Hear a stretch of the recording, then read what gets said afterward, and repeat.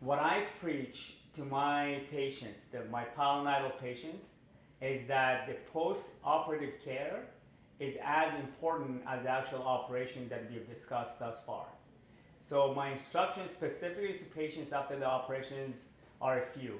One is to avoid laying or sitting directly over the wound, over the area.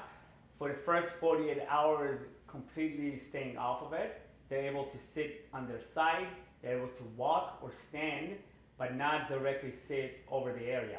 Thereafter, I encourage them to sit on fluffy cushions and to offload frequently every 30 minutes or so as to not allow prolonged period of compression over the area. But in general, I tell them the more you lay off of this, the better. I tell them to be more of a couch potato, trying to have a little bit be more on the lazy side. And the two cardinal things that I tell them is less pressure, more cleaning.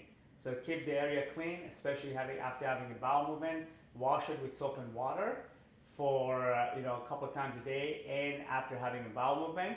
The other thing that I do is I prescribe a course of antibiotics to the patients to be taken for the first 5 to 7 days after the operation. All of this is to decrease the contamination of the wound and chances of any wound complication. I see them almost on a weekly basis, shave the hair around the area every time I see them, and I sequentially take out the sutures. The first sutures that come out are the retention or tie-over sutures that I take out anywhere between 4 to 7 days post-operatively.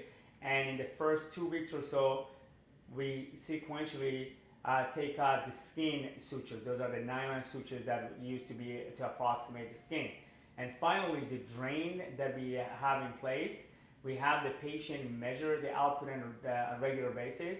And when the output is minimal, we ultimately take the drain out. That usually lasts about 2 weeks out.